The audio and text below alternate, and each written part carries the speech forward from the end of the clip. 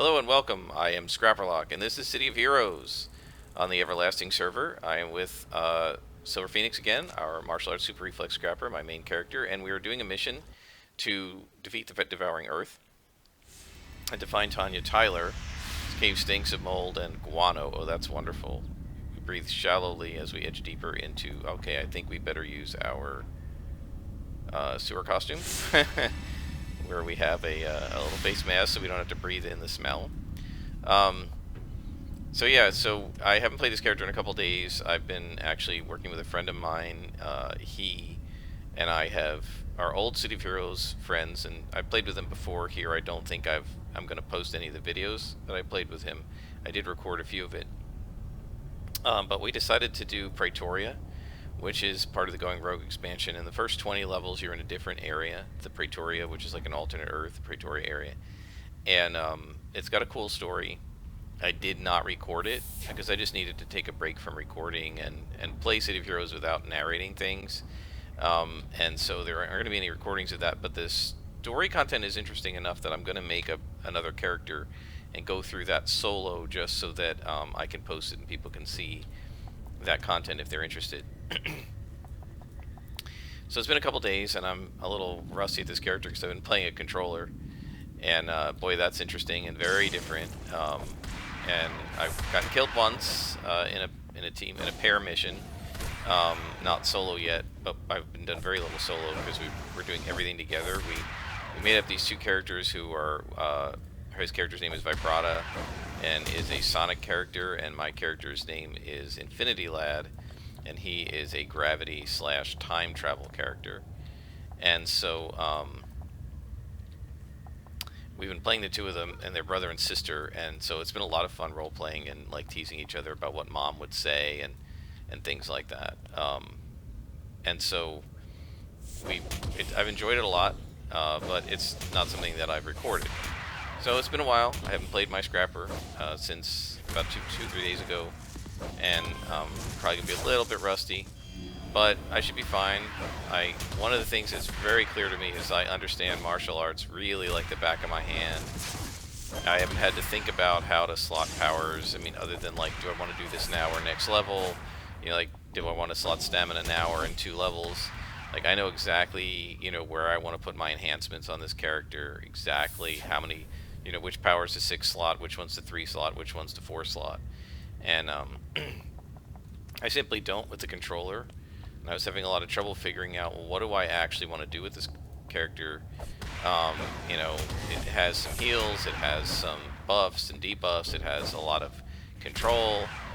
Do I want to focus more on, like, its gravity control? Gravity does damage over time. And do I want to focus on doing that, on the damage, right, with that character, or do I want to focus more on things like hold duration and immobilize durations? It seems to me as a controller you want to stack the durations, but on the other hand you got to be doing some damage. Now I'm paired with a Corruptor, and Corruptors are damage dealers, and this whole character's existence is based on the idea of the two of them being together. And I need to turn combat jump on, I'm talking too much. But so he's not going to have to solo a lot. He's not going to have to put out a lot of damage because his sister, my friend's character, will be putting out the damage as a Corruptor, and she won't have a lot of mitigating abilities to defend herself and heal and things like that because she's a Corruptor and is mainly a damage dealer. And so, I mean, they do some buffing and debuffing because Corruptor is like a reverse Defender, right? Defenders are buffing and healing first and damage second. Corruptors are the reverse. So she can do some of that, and I can do some of it, right? Both of us are buffing and healing as our secondary. But I definitely want to focus on the control, and I think I should be focusing on the control of the control, not the damage of the control, if you see what I mean, right? Like the crushing powers of gravity, which, by the way, continues my long history of playing smashing damage characters, because that's what gravity is. The crush powers and the hold powers do smashing damage over time.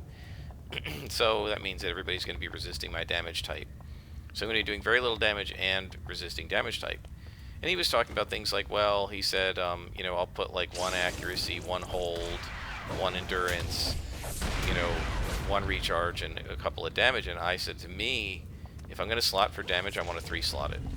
You know, I feel like I mean, there will be times when I'll 1 or 2 slot damage, but I feel like for the most part, if you're gonna slot for damage, you should slot for damage, right? So, to me, I feel like you have to decide if you want your power, and I guess because I'm used to a scrapper, right, where most of our powers are damage. And some powers are utility, like this Cobra Strike. Right now, Cobra Strike can be a damage power. It can be slotted for damage, and you can effectively use it. It's just as powerful at base as Crane Kick, right? If we look at the Crane Kick, the base damage, it's not going to show in here. Let me look in here. If you look at Crane Kick, right, the base damage of Crane Kick, when you hover over it, is 108, right? If you look at Cobra Strike, it doesn't have any enhancements, it does 108. So if I 3-slotted Cobra Strike, it would do 211 also. You could do that, right? But because I don't need it, because these 4 powers are sufficient and recycle fast enough that I generally don't need it to do damage, I made the conscious decision that I'm going to make this into a utility power, right? Which I haven't enhanced yet, and because it's a utility power, it's down on my priority list. I'm getting the damage in first.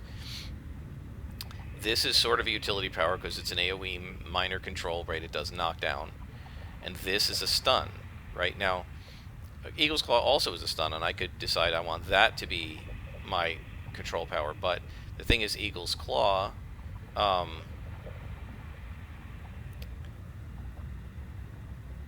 Eagle's Claw has a longer base recharge time, right? 12 seconds instead of 10, so you have to put more recharge enhancers to get it to work right.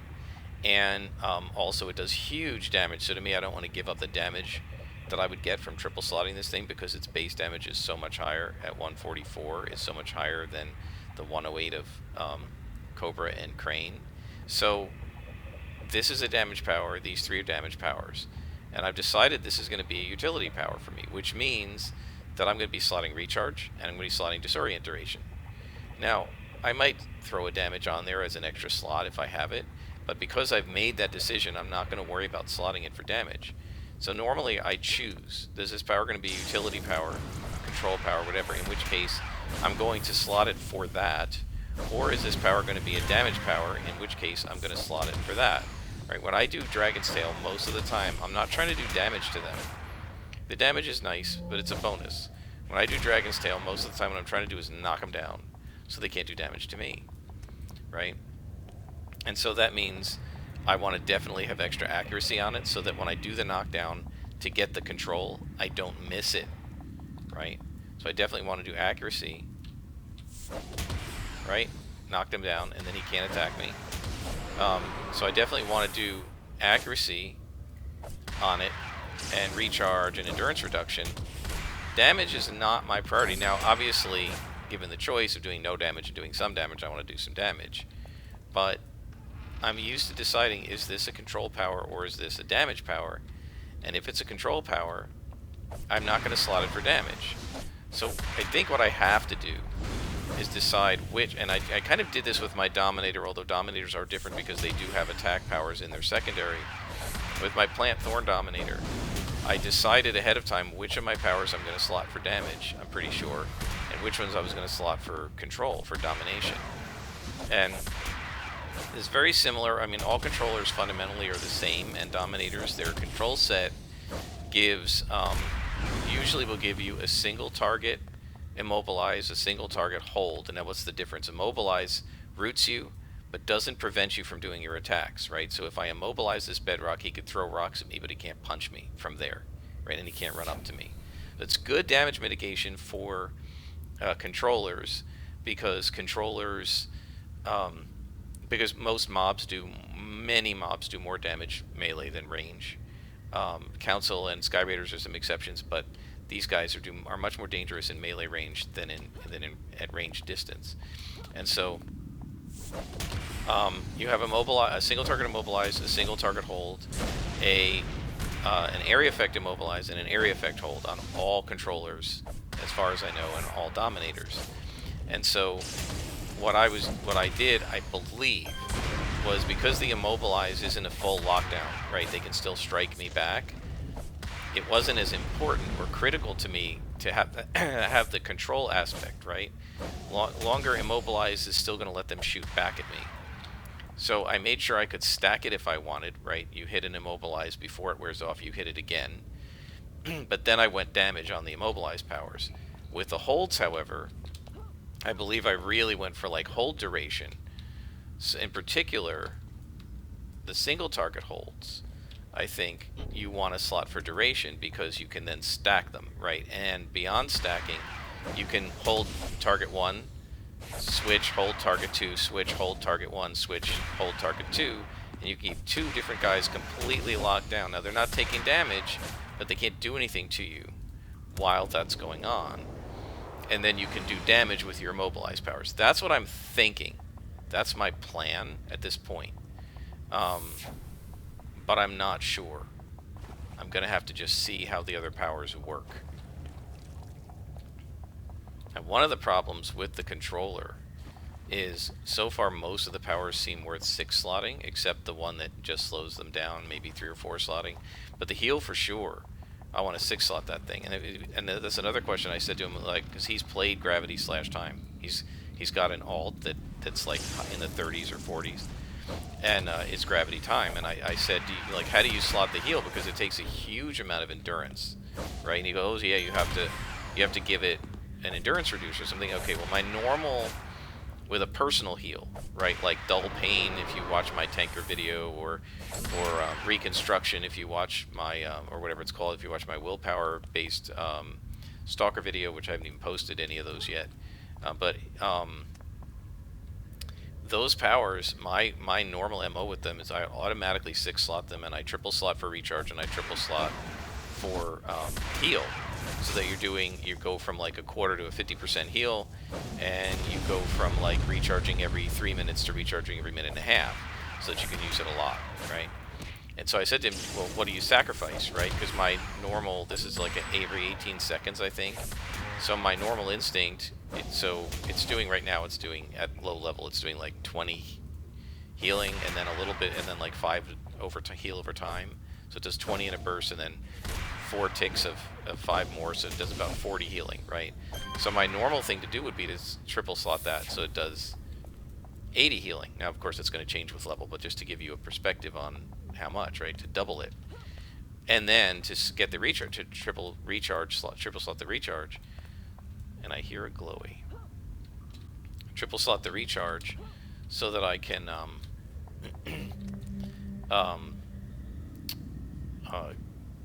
heal every 9 seconds instead of 18. And he said, no, I don't bother to do that. And I said, why not? He slots like 1 recharge 3 heal, and he doesn't, or 1 endurance 3 heal, and he doesn't bother with the recharge. So we're done with this mission, and I'll read the clue in a second. So he doesn't bother with the recharge because he said a recharge is fast enough, and he only 4 slots. I'm like, I would always 6 slot a heal power. So, but the thing is, he said you're not going to have enough slots because you got to 6 slot your control powers and everything. So we're just going to have to see how it works, and that's a character I may have to respec because I've just never really played a controller to high levels. And when I played a Dominator, it was like literally 10 years ago. So, so we'll just have to see. Now we got to call our contact and look at our clue. So the clue says, love letter. We found a letter while searching for the missing environmental activist Tanya Tyler. It says, my darling Tanya, I have thought often of you for these years. Your beauty, your determination, your everlasting devotion to our Mother Earth, all these I remember, and they gave me hope. One day I shall rise from the dank and musty den in which I have been consigned. Until then, dearest Tanya, you will be my vessel, my Terra. You will spread our message, and you will cover all the earth. My love, Hamadan. At the bottom of the letter is a map that has been hastily scrawled in the dirt along with the message, please help me. So the Hamadan, and this is cool. So the Hamadan is this giant, otherworldly, sort of mutant creature. I don't know much about it, actually. That is like it's a raid animal, right? There used to be things called a Hamadon raid, and the Hamadon raid was what you did as a group.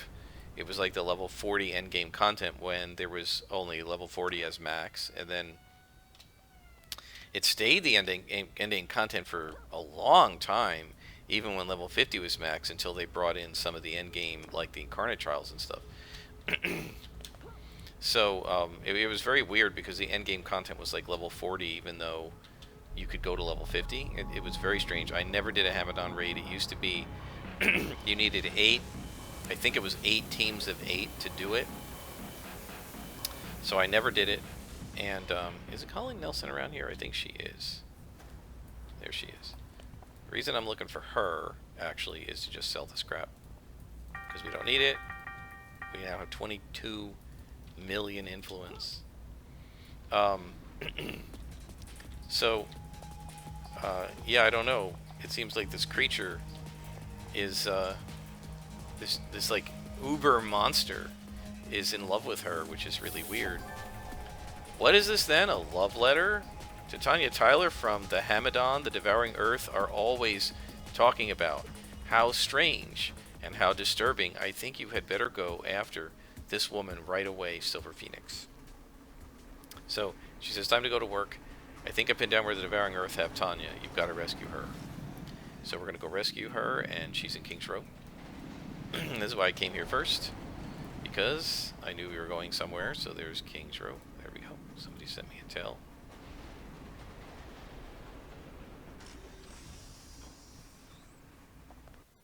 What is this? I need to get rid of that architect mission, actually.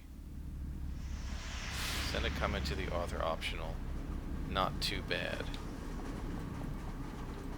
I don't care. Honestly, don't care. The only reason I made it public was I had to make it public to actually run that mission. So yeah, this is the mission architect mission that I,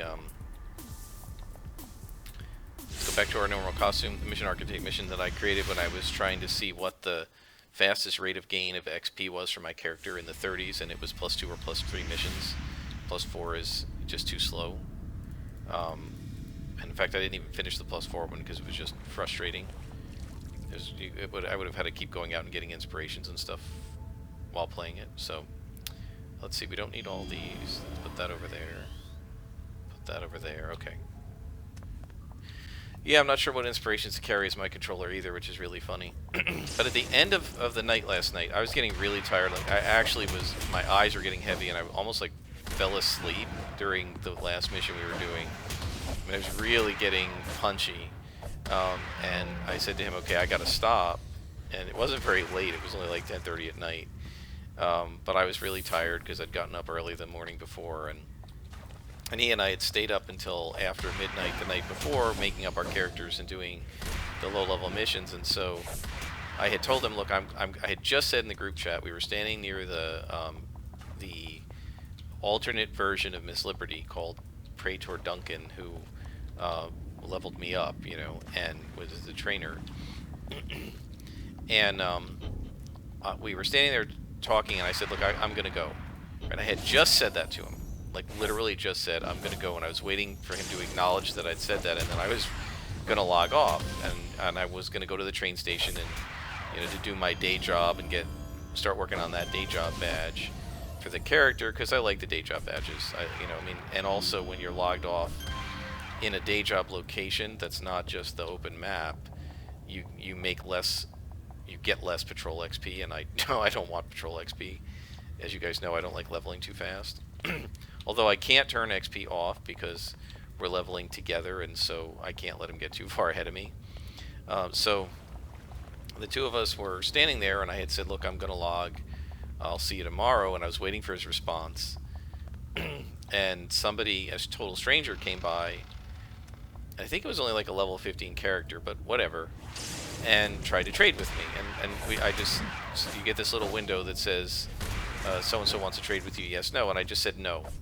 And I stood there and waited for his response, and he didn't respond to me, and then the person tried to trade with me again, and I said no. And look, the number one reason I was saying no was because I'm tired and I'm getting ready to log off, and I don't know what you're trying to trade me. It's a total stranger. I don't know what you're trying to trade me, but whatever it is, I don't care right now because I want to go to sleep, right? And I didn't say anything to her. I just like, I don't care. It's a total stranger, and like honestly, I'm just trying to log off, right? And I'm just waiting for his response.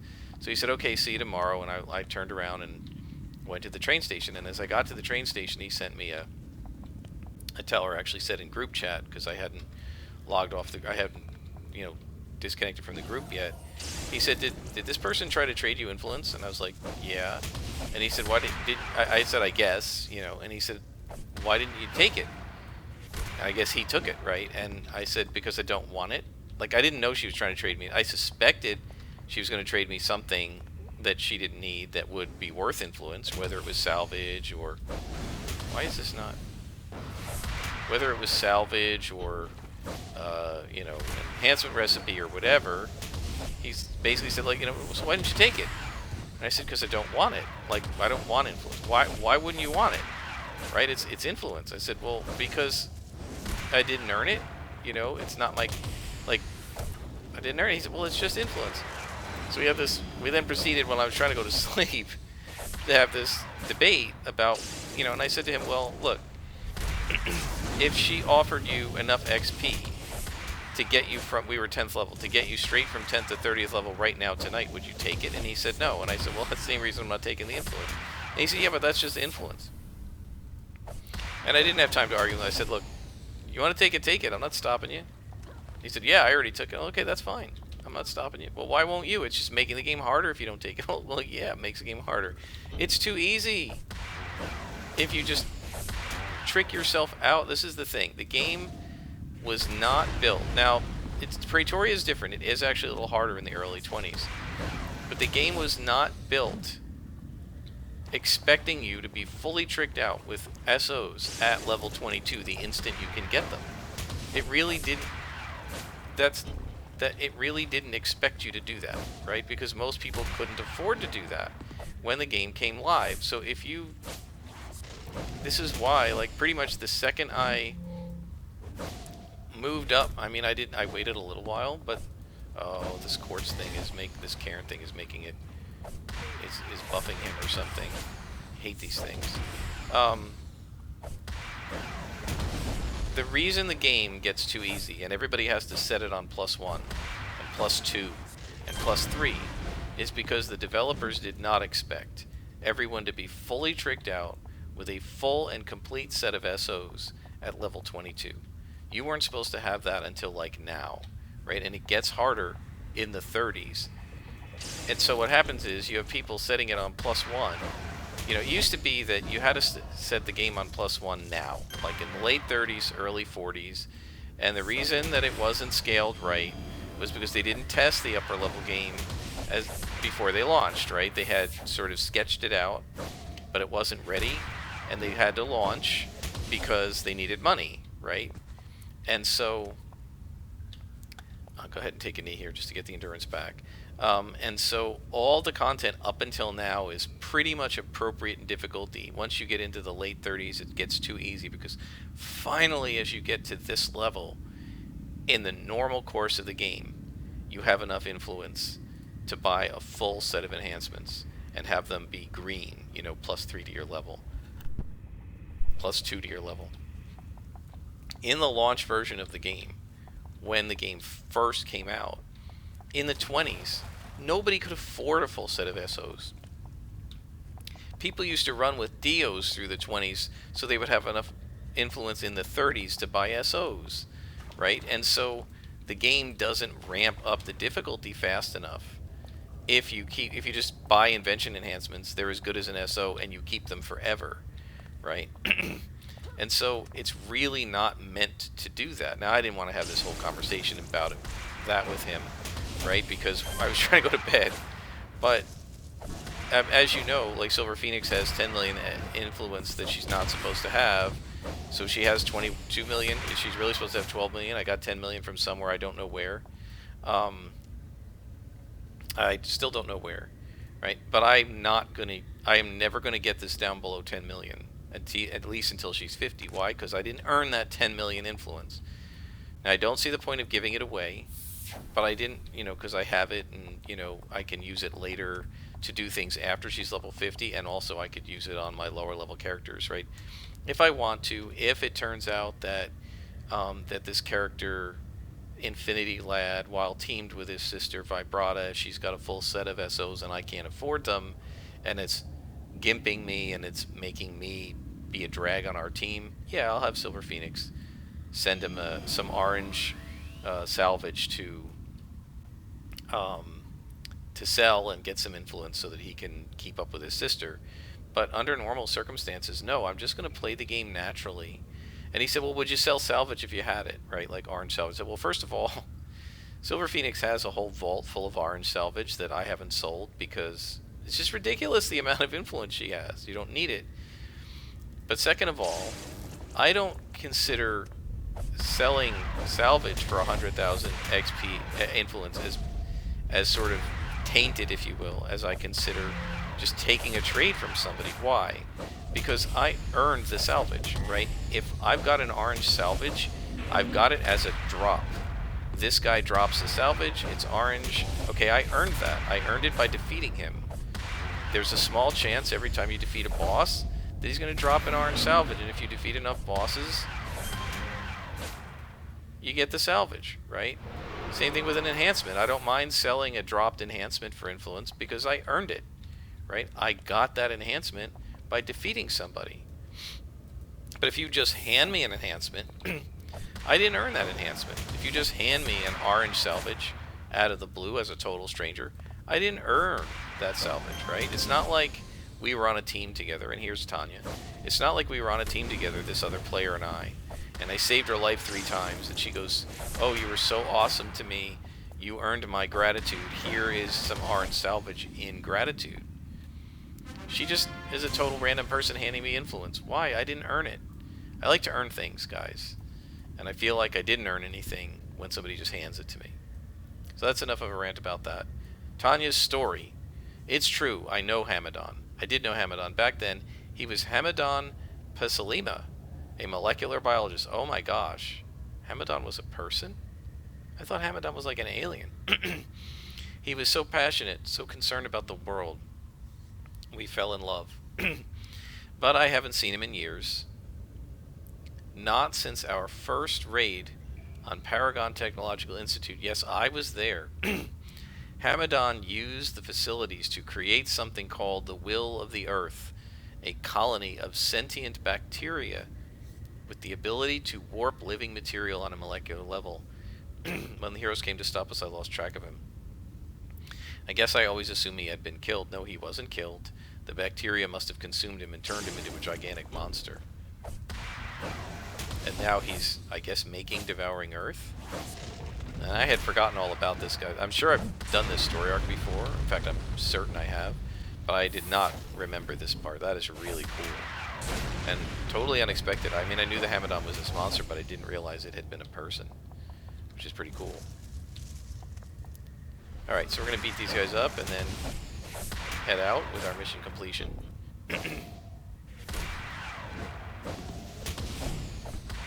So yeah, I mean, I have these, he said basically you're a funny little guy, I have these very sort of funny ideas, I guess, about it.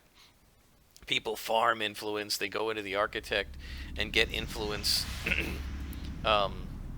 influence farming missions, and they just farm them all night.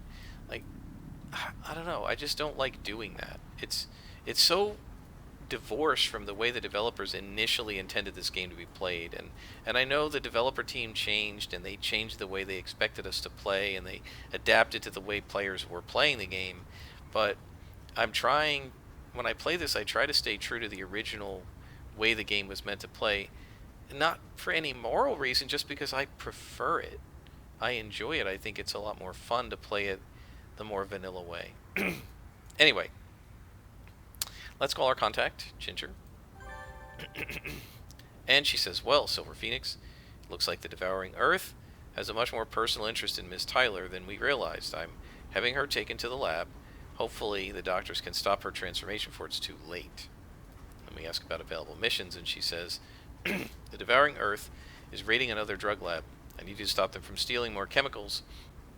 They won't give up on their plan easily. We may have rescued Tanya Tyler, but some other woman might be kidnapped in her stead. Okay. I doubt that because the Hamadan loves Tanya. But anyway, we think this is a long enough episode, and I will continue this on the next episode. I hope you've enjoyed it. I am Scrapperlock, and this is City of Heroes.